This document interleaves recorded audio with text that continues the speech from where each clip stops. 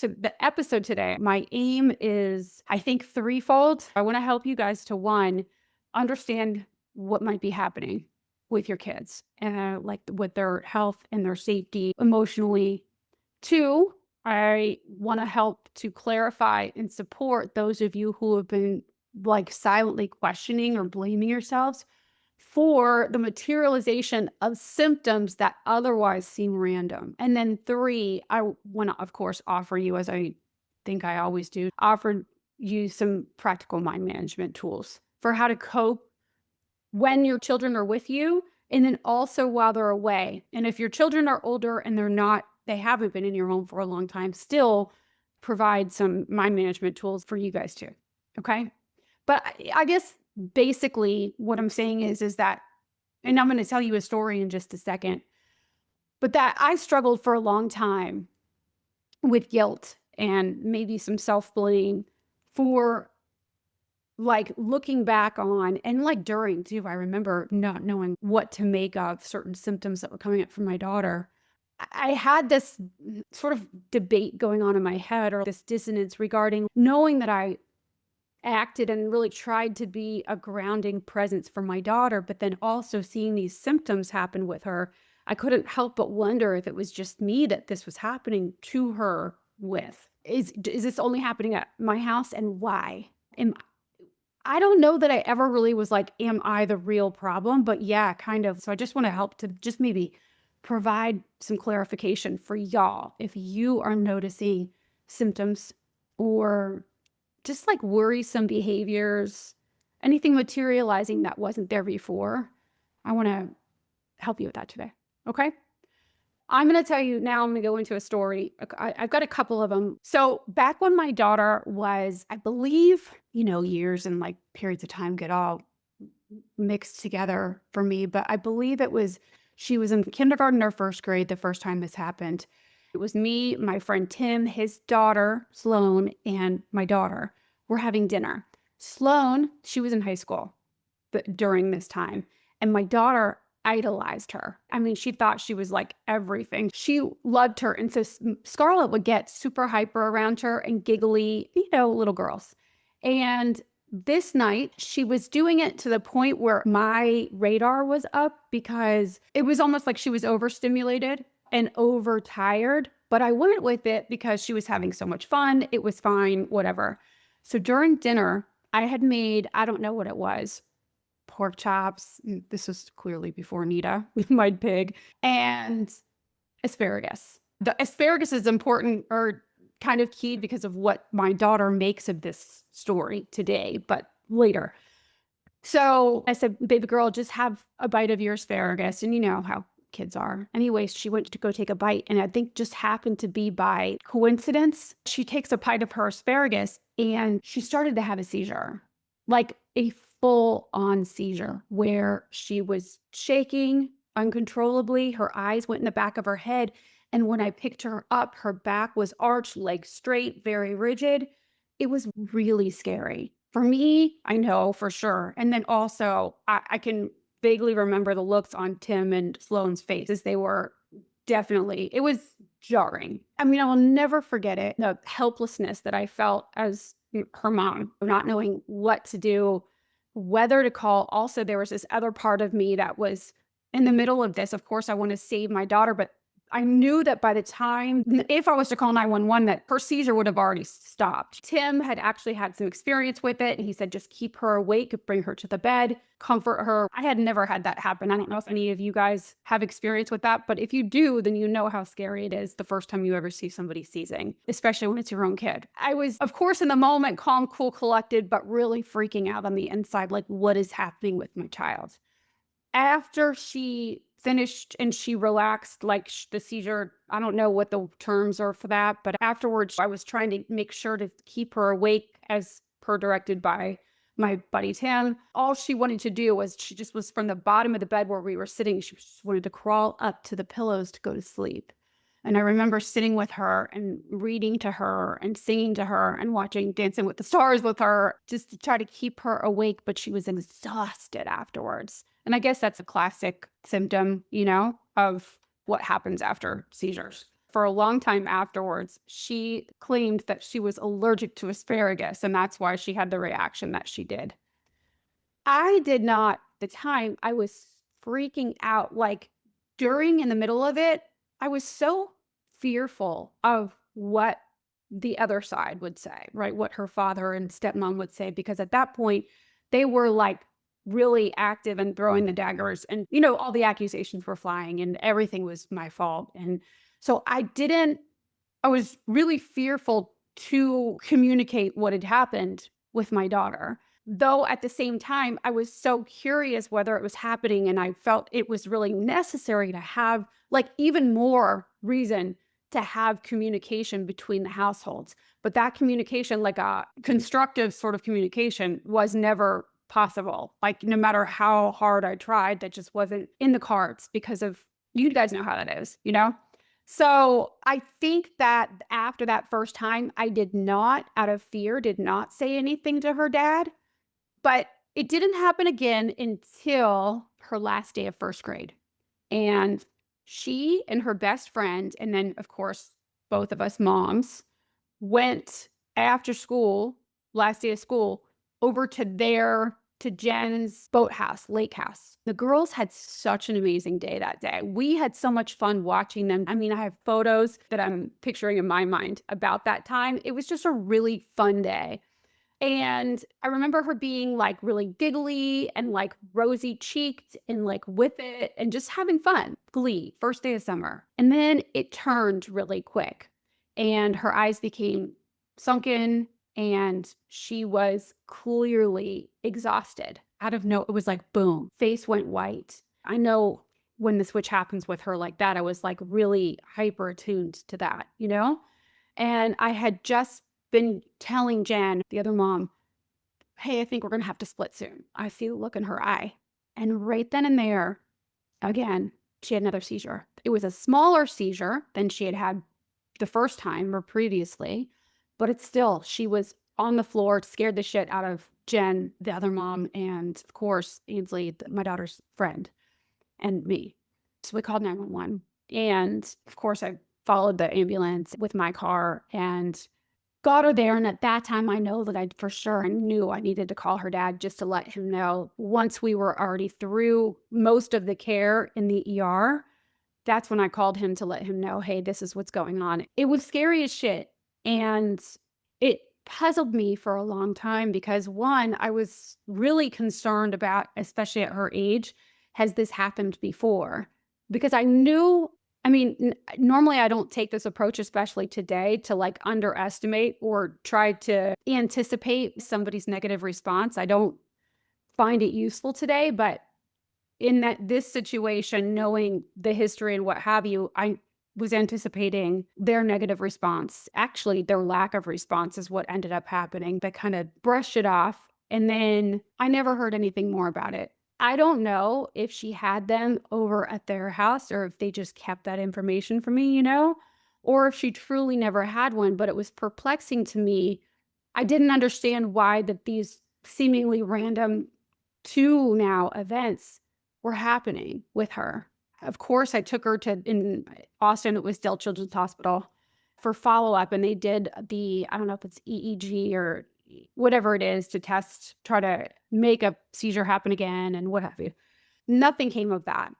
They said she was fine, and then that was pretty much the end of it. But it always stuck in my mind, of course, but, like, I still to this day sort of wonder if anything more materialized after she was outside of my care, or if that was just these two random events. And then did those two random events, were they because of me? I don't think that anymore, and I haven't for a while, but there was this part of me, that shaming part of me, blaming part of me that was like, well, if they're not happening over there or they haven't happened at school, and I knew that that wasn't the case because I had asked the teachers, at least when she was young, and they're only happening with me, what does that mean? Does that mean that I'm the cause of the stress, right? This is, of course, like I said, I mean, maybe I had the words alienation. No, not at that time. I didn't actually. I just knew that shit was crazy and there was a lot of stress that she was dealing with, but why were the symptoms materializing at my house, It was really scary. It just was kind of like this unanswered question or source of shame and guilt, I guess, for me for a while. And then just a few years ago, I had already moved here to Florida and I was going back and forth to do those few visits before her dad shut that down in January. It may have been the last time that I went to Austin to see her. Her and I and the supervisor actually went to go get our nails done. It was one of the last things we were doing for that day. I think we were seeing each other on Saturday and Sunday. So we went and sat next to each other to get mani-pedis, and she had now if I would have known, of course, I would have always given her the better nail tech, and I would have taken the one that wasn't so good, but I didn't know, and so she had this nail tech that maybe was brand new and didn't know what they were doing, and if I don't know if your kiddos, especially girls, mine was anyway, really particular. I think it was a way for her to control her environment from an early age since the alienation began. Since, she was a toddler, she would get really upset when things weren't done the way that she needed them on herself, on her being, right? Like if her hair or her braid wasn't perfect or done really tight, or if her shoes weren't tied super tight. It was just a way for her, I think, to exercise individuality or some agency. It was something that she could control. There was just certain things that she needed just so. And when she was with me, I really tried to honor those things for her. Anyway, back to the nail salon. I looked down at her nails and I knew that they weren't going to be to her liking. I could just tell they were thick and they were square. And my daughter wasn't saying anything. She was not saying boo, but I could see it on her face, the tension building up. It looked like she was going to cry. And I kept looking at her, knowing it was quiet in the nail salon. The supervisor was up in the front. We had a very good working relationship, but I still didn't want to make a big deal out of it in front of the nail techs for her, right? For my daughter. And I was like, hey, mama, do you want to switch nail techs with me? I'll just take yours and you take mine. Not a big deal. No problem at all. And I think that the day that we went to go get her nails done, it was during winter break. Yes, it was, because that was the last time I saw her. It was during winter break. So I wanted her to go back to school the next day and have her nails done nicely because I knew that that's what she wanted. She was like, no, it's fine. She was zipped up. And I was like, Mama, are you sure? Because I don't mind switching. And I might have said that 3 times in the most loving way. I really just wanted to help me help you. How can I make this better for you? And it was then that she just started bawling uncontrollably. Maybe not bawling, but tears just streaming down her face. And I wanted to reach out and hug her. I wanted to do so much. I was just rubbing her back. I felt terrible for her in that moment, because I knew it wasn't about the nails. I mean, it was about the nails, but it wasn't about the nails. And I wanted to do whatever I could to alleviate that situation for her, and make it better. As parents, that's the one thing that we always want to do, right? We don't want our kids to feel pain. And now, in a regular situation, if alienation wasn't happening, and it probably goes without saying, this wouldn't have occurred to me. It would have been not a big deal. But because of what I knew she had already been enduring, it was, and also it was our last day for the visit together. And I really wanted it to be good for her, Anyway, so she clammed up, even though she was in tears. She was like, no, just stop.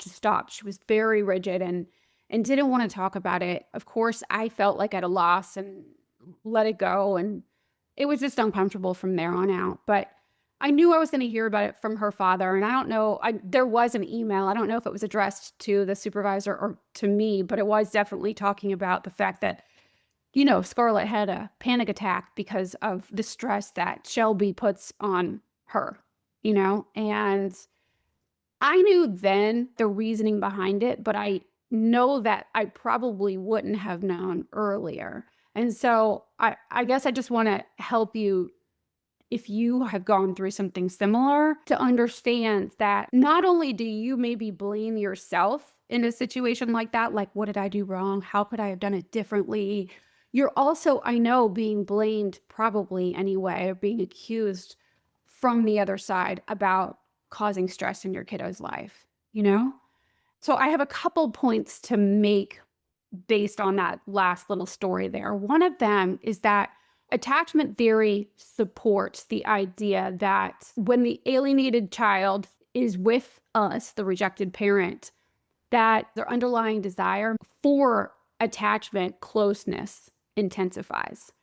It triggers grief at this perceived loss while they're there. Like, okay, for me, when I was like, hey, mama, how can I help you? Maybe I'm reading into it. I don't know. But in my eyes, I could see the switch in her. And I think that that triggered grief at the perceived loss of me and of our relationship, right? Which she, though, can immediately, almost instantaneously misinterpret as distress caused by my presence. So she's got this grief. She doesn't know what it is. She's saying it's a panic attack or whatever. She misinterprets it as that it's me that's causing it, as opposed to, no, it's the grief of this dissolution of our relationship and the way she's emotionally interpreting it. They also can have, just as we were talking about last week, your children, especially alienated children, can have developed a disorganized attachment style.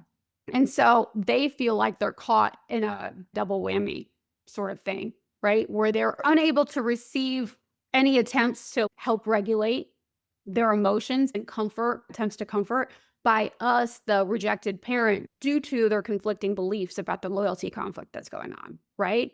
Like when that happens, when they want to be close with us, all of a sudden they get pulled back, which I know that a lot of you guys already know. But I think in this context, it's good to consider when you see your child displaying worrying or new or distressing symptoms, behaviors.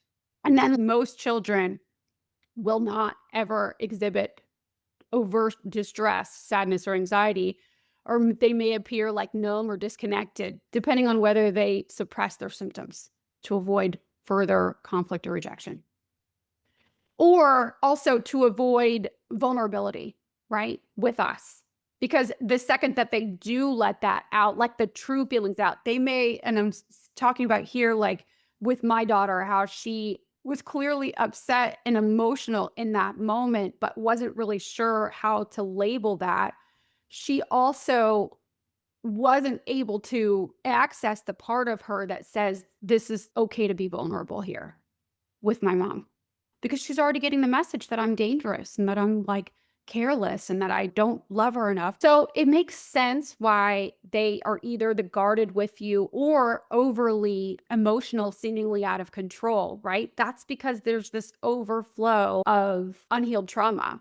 And I know when I say that, that isn't necessarily the most comforting thought or idea.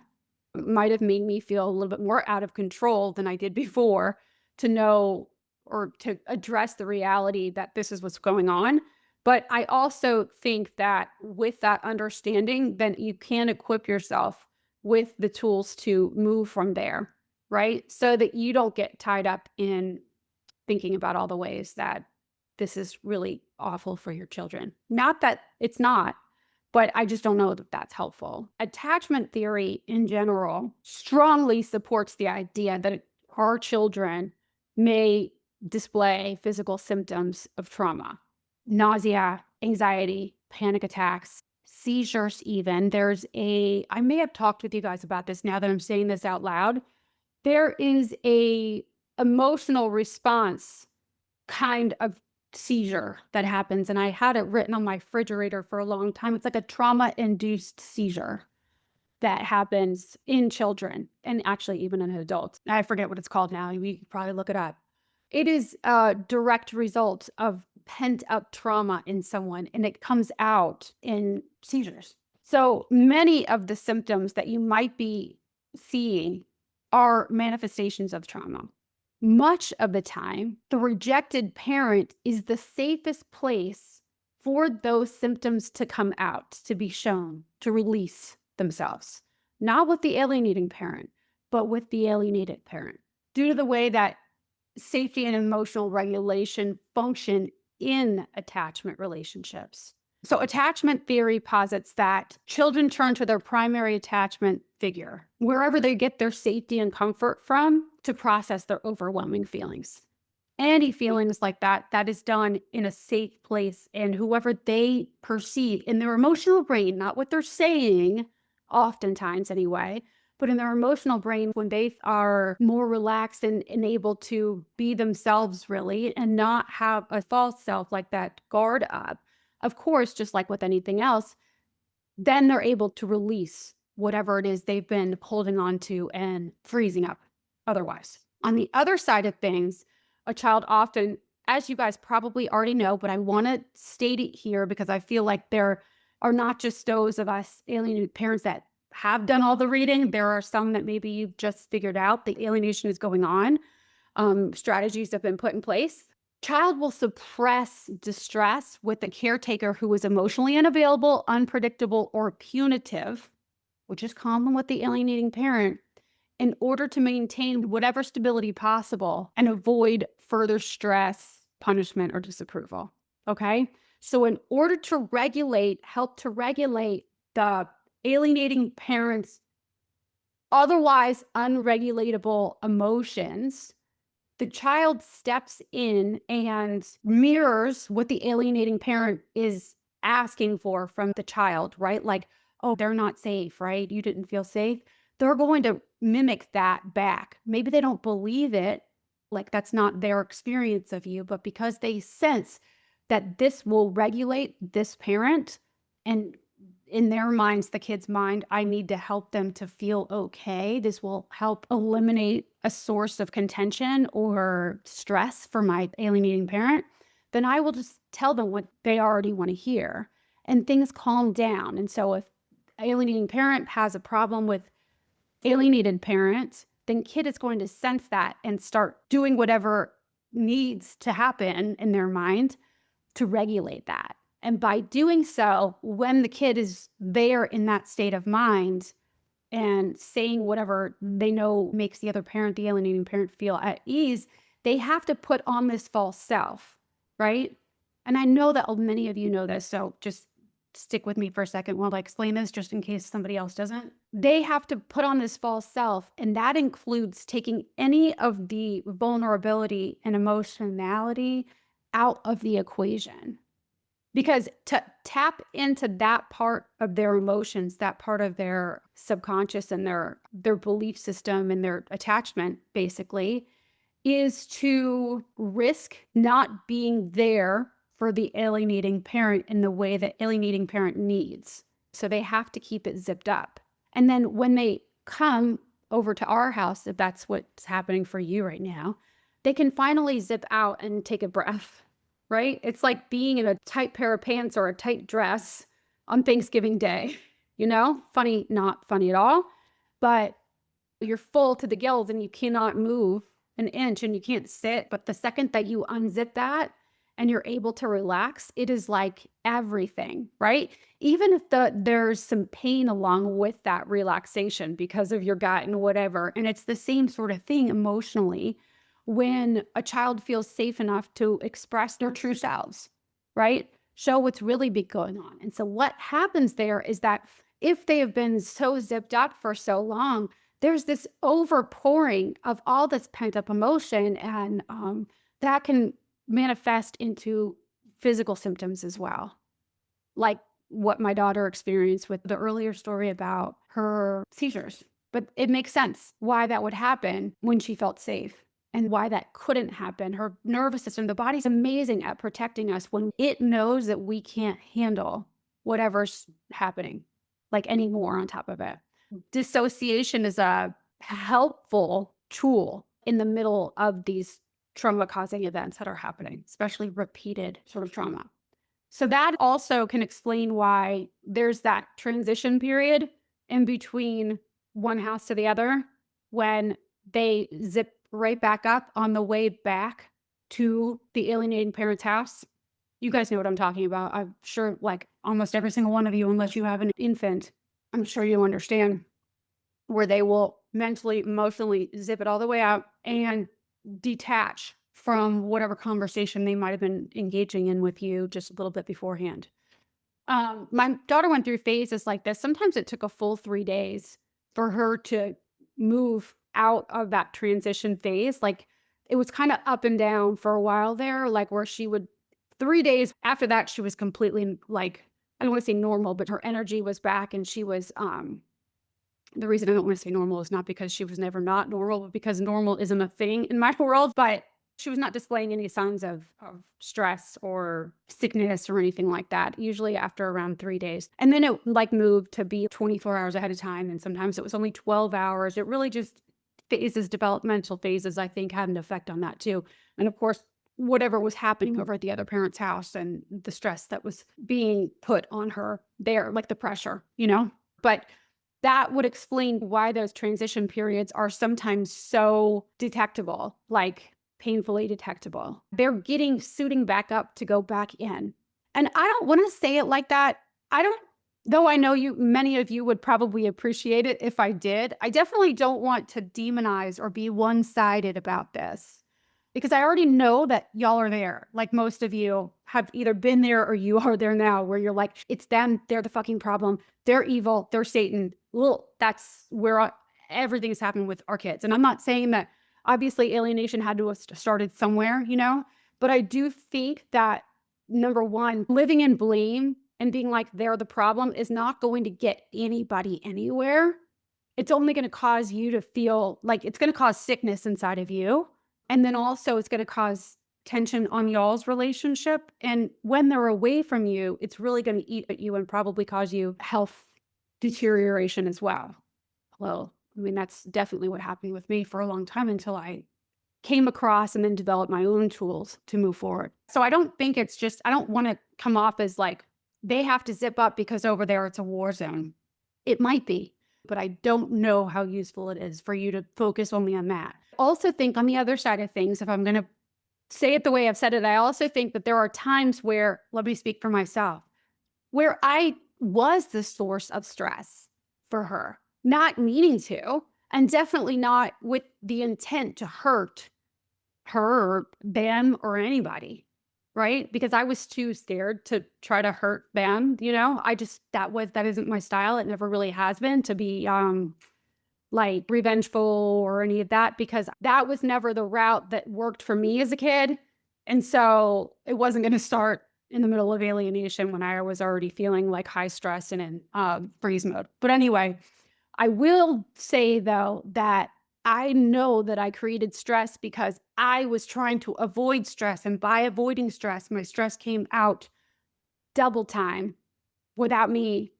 That wasn't my intention, onto myself in the situation, which created stress for her, you know? So I don't want to say at fault or guilty because I don't want to make it about right, wrong, or who's being the better parent or the worst parent. It's not about that.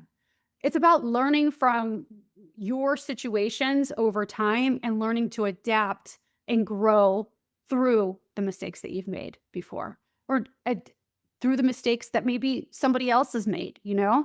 Just learning what works best for your situation. And that is going to evolve constantly too. It's ever changing. So I think it is entirely plausible that if your kiddo is displaying symptoms that seem like to be coming from a bigger, like because of alienation, and they're only happening at your house, or that's all you have the information for because of the communication breakdown between you and the other parent, it could very well be, and all of the data is there to back that it's not that you are to blame. It's because this is where your children can now feel safe to express themselves.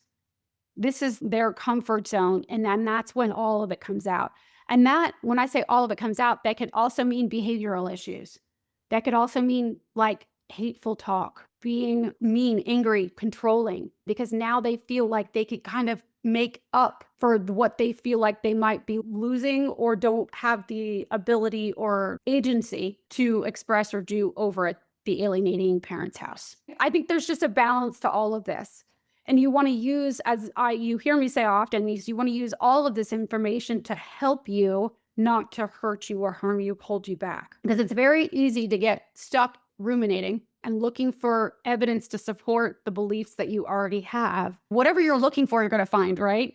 So if you want to go down the hole of how they're ruining your life and your kiddos, or how they're the detriment and you are perfect and nothing would be happening if it wasn't for them, not to say that that wouldn't farewell in court, you know what I'm saying? But on your everyday life, this is only going to keep you stuck in a holding pattern. And it's actually not going to serve you or your child or y'all's relationship together. Okay. Just to do a quick recap of that is that research is out there. The data shows that children frequently display major distress and physical symptoms, crying, clinging, nausea, falling apart when they feel safe enough, especially in the presence of a secure, trusted caregiver or parent. Okay. So I want to keep saying that this is not directed at you when they're doing it. This is where they feel safe enough to do it. This is where their system, like all the way down to their biology, not just what's coming out of their mouth or like what you know from other data, right? This is their biology, their nervous systems are allowing them to let go when they feel the safest. I mean, in a way, you could take it as not that their symptoms aren't something to be looked into, watched, and paid attention. You can also take it as reassurance that you're doing the right thing, that you're doing right by your child. There's a phenomenon that also supports this called the secure base effect, which reflects their neurological release of stress once their nervous system detects emotional safety. Okay. So there's so many different explanations all the way down to your child's biology that would support what I'm talking about here today. So just know that it's not just like this is my thoughts on it. Other people's thoughts also say the same and probably in more succinct and better terms than I am today. But anyway, when they're switching on and off and when they've got that adjustment period, right, the transitional period, that is our children basically demonstrating splitting, right? They're going from their one self, their true self, right, to this false self, this false persona that they put on. And maybe I don't always think it's like 50-50 black, white. It's on the spectrum like everything else. Regardless, it's how they learn to deal. And so if they're experiencing genuine distress and upheaval inside, they're not going to express it when they're in their false self. They're only going to express it and release when they know that their distress is going to be met with genuine attunement and love and care. Just like holding it together when you're at a work conference or remember back when you were in school and you maybe saw a rumor was spread around you. I mean, I'm making this more trivial, but it is still the same pattern. So when they're with the alienating parent, it makes sense. Like I think about this all the time. My daughter was one that she always got good grades, even through all of the mess that was going on. I know that can be true for a lot of y'all too. And in the courts will take the good grades and being well liked and getting along with their peers report from the guidance counselor or whoever shows up at court. The judge will take that as a sign that things are going well with the kid. And not to say they aren't, but also this is a typical response for a child who is under an overly controlling environment at the alienating parent's house. The child learns to mask symptoms, physical symptoms, emotional symptoms, all of the symptoms, like struggling, right? But also they learn to mask their emotional needs. They're going to appear calm, or on the other side, they'll be hostile because honest expression could threaten the relationship or elicit negative consequences. They know that they have to hold it together over there. They have to get the good grades. They have to continue on with the loyalty contract that they have with the alienating parents, or else going back on that contract feels impossible because it's already too late, like too much has been invested. And how can they rewrite the relationship? They're already scared and don't want them to decompensate the alienating parent, but also don't want to experience the negative effects of that, So the emergence of trauma symptoms with a safe parent with us is not a sign of harm by us, but rather proof of the critical role of secure attachment in allowing children to process distress. While emotional suppression with the alienating parent is a protective adaptation to reduce threat or rejection. So basically, we're their home base, the safety. And if you have not been in contact with them and they don't have access to you, don't have access to them, I know that this can cause worry and anxiety. So I'm going to provide you with things that you can do to lessen your anxiety so that you can be like, tend to yourself if they're away from you. Maybe they're grown, maybe they're over at the other parent's house for periods of time. So now, while you are alone and not with them all the time, this is the time that you can use to care for yourself and not distract yourself with blame or shame, but instead develop a real self-care plan that involves, I want to say compartmentalizing, but I don't know that it's that like one way or the other. It doesn't necessarily mean that you need to only think about it in certain times. It's just a balance, as I always share with you guys or offer to you guys, of like drop coming in and out of recognizing these symptoms or the real concerns that you have, and then taking 50% some more time off of doing that and paying attention to yourself. Hopefully that makes sense. Basically, I'm just going to offer you some mindsets tools. Okay. All right. So now I'm going to go into how you can help your child if they're in your presence. Like if you do have access to them, here's what you can do. Help them to regulate their emotions. And the way that you can do that is by first taking care of yourself. If you are feeling emotional or anxious, reactionary, like you're feeling like you could be set off, it's really important to take care of your thoughts and beliefs like ahead of time before they get there, right? So if like they're coming, you know that they're going to be coming for the weekend, make sure that you do a thought download like I always talk about and get those thoughts out of your head, and then just create a space or container for you to just put those there, dump them, and then be able to walk away from them. I mean, if you're coaching with me, then you know that there's more to that process, but that is a really good start so that you get the crap released somewhere outside of you. That really helps for you to get some distance, okay? Work on your mental health all the time, especially while they're away from you, so that you can feel and be consistent and present in order to help your child to feel safer and gradually rebuild the trust and help them to regulate, okay? So that's one. Another way that you can keep things like regular for them is by maintaining loving communication, if possible. Okay. Keeping like positive contact, whether that's just little baby texts, no like leaning on them, needing them, right?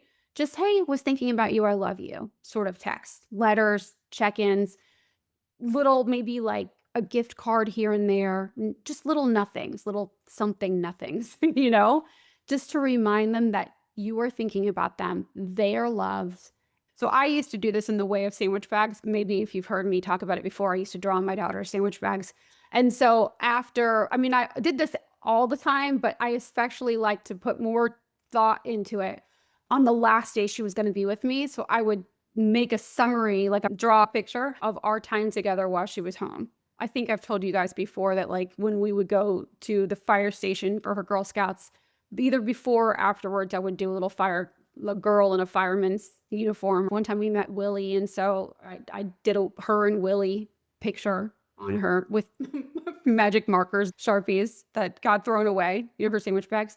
But anyway, it was just some way to monumentalize. I don't mean like that, but like have her solidify the memory of our time together and how meaningful it was. Not intrusively, just little nudges, nods to it. Okay. So the other thing, and I know that you guys know this, is avoid negative talk about the other parent, because that's going to add to the unsafeness that they already feel that's causing this whole problem where they've got all this anxiety building up the minute it explodes, right? So refrain as much as possible from criticizing the other parent, even in a backhanded way. And I know that probably every single one of you will be like, yeah, of course, I know, and I always do that. But I can tell you over and over and over again during my sessions with my clients, I hear it come out in them and they don't even notice that they're doing it, right? The judgments that kind of come out in ways that they feel like they have to like overcompensate or make up for what the alienating parent is doing or not doing. Does that make sense? So really keep that to a minimum. Like there should be, let them know that you're doing something because you're making up for what they're not doing. Because it intensifies their whole loyalty conflict and the trauma that's inside of them. Okay. The other thing that you can do is to document. everything. Note all the patterns, right? The interactions, seek support for yourself. And of course, you can use that if you are planning on going back to court or mediation or whatever could happen in the future, then you have all that stuff with you and ready to use, you know? I, I really underestimated the power of logging for a long time. And then now I look back at the times when I finally did start doing it towards the end of all of the mess, you know, when I was still with her back in Texas. And I never in a million years would have remembered the detail, like to my story. You guys have heard me. So with some of the journaling, I don't know that I ever would have remembered some of those details. Never. And so it is important for so many reasons, for your own documenting to help your kiddo, but then also later on for you to gain more understanding and then help you on your healing journey. Okay. So document everything and note the patterns so that you can also bring that to doctors and whoever that you need to if it is that they're showing having symptoms, seizures, or anything that you're concerned about. Okay. Now, for you, focus on what you can control or what can be controlled. Your direct energy towards self care and the quality of each interaction you have with your child, focus on that rather than the behaviors occurring in the time that you don't have them. Okay? Because as I probably said yesterday at some point in this episode, is that those, if you're consistently thinking about how this is screwing with your child's well being, and while they're away, you're wringing your hands and wondering what the effects are going to be on them from today and then years to come, it takes you off your game and puts you in a place of anxiety, in a place of stress and trauma, right? And that will just build on each other when you're that in that place, focusing on what things that you can't control, especially your kiddo that you can't save, you know, which is, by the way, the depending on the type of alienating parent on the other side, that's actually what they might be doing too, because they really believe that they're their saviors, you know? So, not to say that if we're not actually, you know what I'm saying. I think it's always nice to present both sides of the story just for understanding, for our sakes. But when you're focused on all the things that you can't control and what might be happening to them, what do you think about it for you? What do you do from that place? You're not doing anything productive, is my guess. From the place of, oh my gosh, my kid is going to be screwed for life and it's going to come out in them sideways, and what's going to happen to them at school or with their friends, or are they going to be okay? You know, when you're there, you're not looking for solutions or taking care of what you can in a moment. You're ruminating and you're sitting and you end up, your own health goes to shed, you know? And all that worry that's pent up inside of you, you know, that churning in your belly, it does no good. So instead, if you can focus on your self-care, it kind of, it helps to, I mean, it was felt like a very radical strategy, I guess, to employ when I was doing it, because I thought, well, I'm a mom all the time. I can't just make this part-time. You know, that's not me. That's not biologically, that doesn't even just seem normal to just cut it off and pretend like nothing's happening.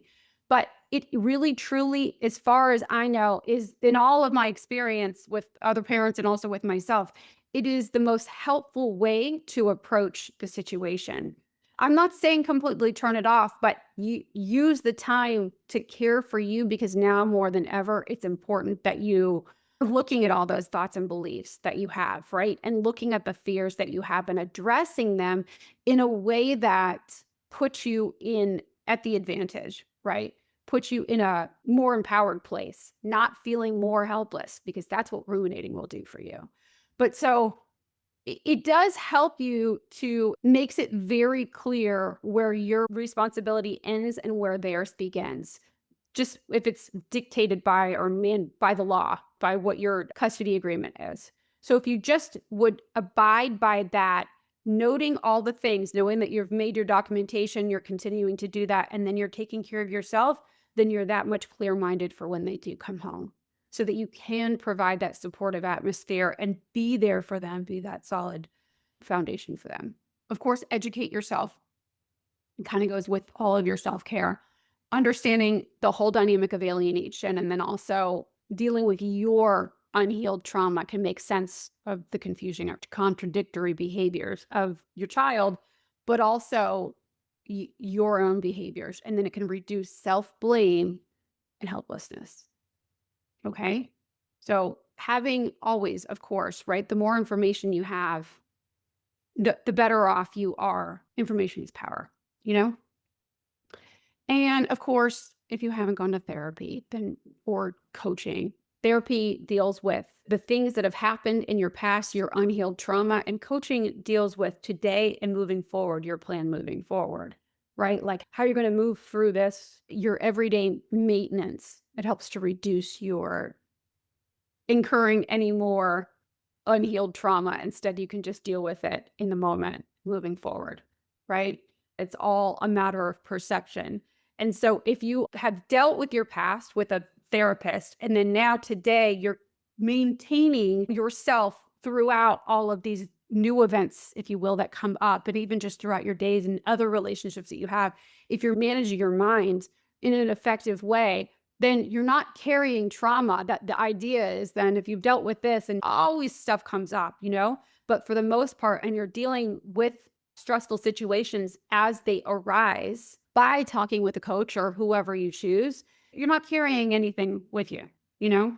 And that in turn will help you to be entirely present for your kiddos when they are there. Or maybe they're not right now. And that's also like if you're in my situation, or somewhat similar where your kids maybe you're even grown and they're not speaking with you. That's okay. Keep working on yourself. I mean, maybe it's not okay for you, but you know what I'm saying. There are steps that you can take, and that is just to continue to work on yourself.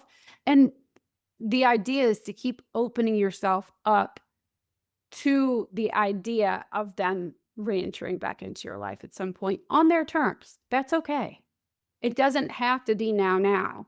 At least anyway, if you want to focus on what you can control and continue to be happy, if you will, feeling like you're on the right track. So the fact that they're displaying any sort of symptoms or behaviors, attitudes, whatever, that resemble trauma, right? Grief, anxiety, shame, what have you, that intensify around you, I'm confirming with you that this is due to or can be very likely due to conflicting attachment needs and loyalty binds.